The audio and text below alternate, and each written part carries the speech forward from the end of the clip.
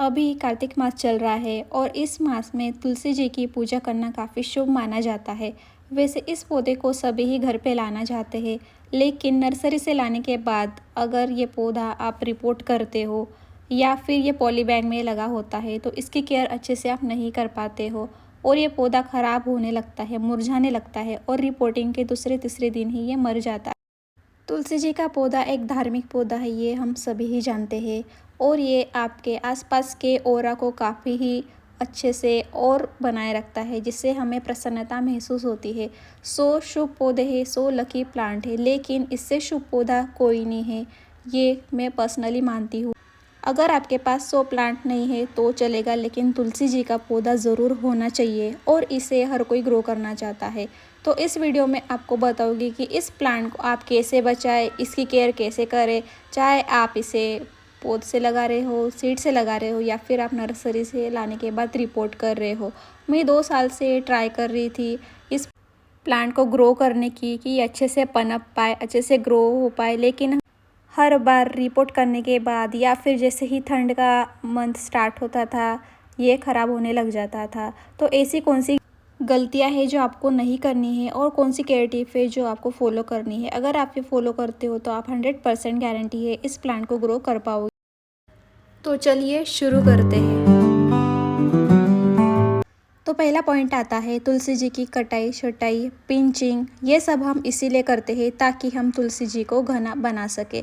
तो आप पिंचिंग भी तभी करिए जब इसका ग्रोइंग सीज़न होगा, यानी कि फरवरी से लेके अप्रैल तक आप कर सकते हैं या फिर आप मानसून में कर सकते हैं। अभी तो अक्टूबर का मंथ चल रहा है इसलिए मैं कर रही हूँ और काफ़ी गर्मी भी पड़ रही है। बट जैसे ही बहुत ज़्यादा ठंड आने लग जाएगी तब आपकी इसकी पिंचिंग नहीं करना है, क्योंकि ये एक्टिवली ग्रो नहीं कर रहा होता है। अगर आपने पिंचिंग की तो ये उसकी सारी एनर्जी नई ब्रांच क्रिएट करने में लगाएगा और जो मेन प्लांट है हमारा वो बच नहीं पाएगा। तो आपको थर्ड में उसकी पिंचिंग नहीं करना है। दूसरी बात, अगर आप सीड से ग्रो कर रहे हो, पोट से ग्रो कर रहे हो तो एक ही गमले में आपको ढेर सारे प्लांट नहीं लगाने। आप ये देख सकते हो मेरे एक ही गमले में 3-4 प्लांट है, लेकिन उसमें से 2 तो सूख गए हैं और ये 3-4 जो बचे हैं अभी मैं उनको सेपरेट सेपरेट लगा रही हूँ। अगर आपके गमले में भी 3-4 पौधे लगे हुए हैं तुलसी जी के तो उन्हें अलग अलग लगा लीजिए, क्योंकि वो ग्रो नहीं करते हैं, क्योंकि इनकी जड़ें जो होती है ना वो बहुत तेज़ी से फैलती है और बहुत ज़्यादा भी होती है, इसलिए इन्हें जगह ज़्यादा चाहिए होती है। तो आप एक गमले से हटा के इसे अलग अलग गमले में इस बार पौधे मैं नर्सरी से नहीं लेकर आई हूँ। कुछ प्लांट है जो मेरे ससुराल से आए थे और कुछ जो मैं अभी मायके गई थी तो मेरी मम्मी ने दिए थे मुझे, क्योंकि मम्मी को भी पता है कि तुलसी जी का प्लांट नहीं ग्रो होता है मेरे यहाँ पे। तो उन्होंने कहा कि इस बार तो यहीं से लेके जा, क्या पता इस बार ग्रो हो जाए। तो जैसे कि मैं गांव से लेकर आई थी, मैंने उस टाइम भी शॉर्ट डाले थे इस पर, तो मैंने उस टाइम पे उसे रिपोर्ट किया था अच्छे से और वो काफ़ी अच्छे से भी ग्रो कर रहा है। एक ये देख रहे हो आप, ये कृष्णा तुलसी है, ये भी मैं मम्मी के गांव से लाई थी, और जो दूसरी है वो राम तुलसी है, वो भी अच्छे से ग्रो कर रही है रिपोर्टिंग के बाद। तो मुझे इतना कॉन्फिडेंस आ गया कि अभी मेरे प्लांट की रिपोर्टिंग में अच्छे से कर पाऊँगी। उसकी मिट्टी कैसी बनानी है ये भी मुझे समझ में आ गया। इसकी मिट्टी ना आप बनाते वक्त ध्यान रखें कि थोड़ी सी ड्रेनेज होनी चाहिए, भुरभुरी होनी चाहिए। ड्रेनेज का मतलब ये नहीं है कि बस उसका नीचे से पानी निकल जाए। वेल ड्रेन का मतलब होना चाहिए कि आप उसमें थोड़ा सा कोकोपीट मिलाइए, थोड़ा सा सैंड मिलाइए और थोड़ा सा उसमें आप कंपोस्ट मिला सकते हैं, वर्मी कंपोस्ट या फिर आप काउडंग कंपोस्ट भी मिला सकते हैं। तो इससे मिट्टी थोड़ी सी हल्की भी हो जाती है और जो तुलसी जी के जड़ें होती है ना वो अच्छे से ग्रो कर पाती है, ऐसी सफोकेट नहीं या फिर ऐसी दबती नहीं है अंदर, और फिर आपका प्लांट ख़राब नहीं होता है। क्योंकि मोस्टली रीज़न यही होता है कि जड़ों को फैलने के लिए जगह नहीं मिलती है अगर आपकी मिट्टी बहुत ही ज़्यादा कॉम्पैक्ट या टाइट हो जाती है, इसीलिए पौधा मुरझाने लगता है और फिर थोड़े दिन बाद ही मर जाता है। अगर आपकी मिट्टी भी थोड़ी सी कॉम्पैक्ट है, अगर आप सिटी में रहते हो तो ट्राई करिए कि आप ऐसी वेल ड्रेन मिट्टी बनाएं जो अच्छे से हल्की होनी चाहिए और उसमें तुलसी जी की जड़ें अच्छे से फैल पाए।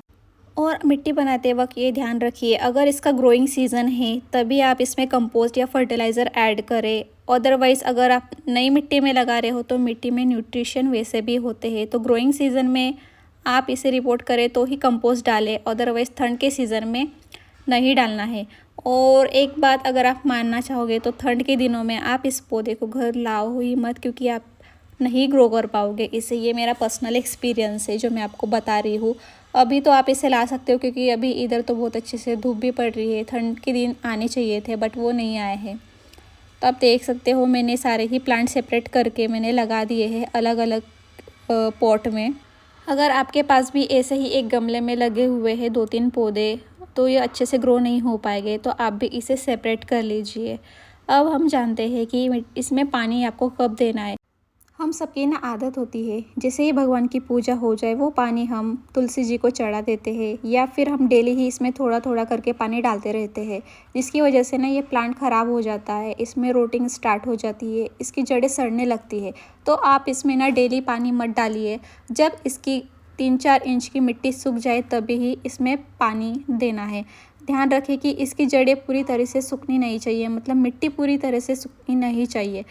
इसका मतलब ये भी नहीं है कि आपको डेली थोड़ा थोड़ा पानी देना है या ढेर सारा पानी देना है। जब इसकी ऊपर की 3-4 इंच की मिट्टी सूख जाए तभी आप इसमें पानी दें।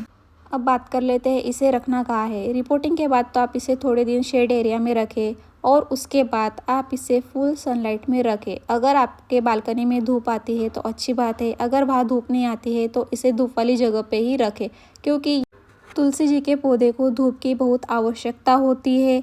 अगर आपके यहाँ पे धूप नहीं आती है, बालकनी में ही चाहे अगर धूप नहीं आती है तो ये पौधा ग्रो नहीं होगा। ये मेरा पर्सनल एक्सपीरियंस है। आप चाहे लगा लो, आपको एक्सपीरियंस भी होगा, आप ट्राई भी कर चुके हो, लेकिन धूप आनी ही चाहिए।